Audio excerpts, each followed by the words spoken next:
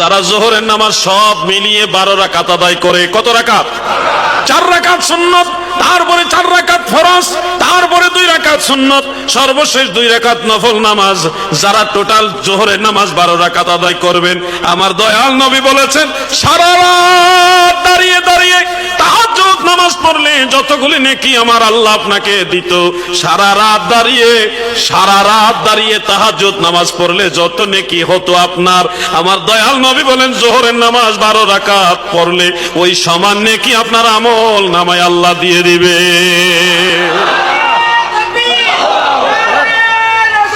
ইয়া রাসূলুল্লাহ।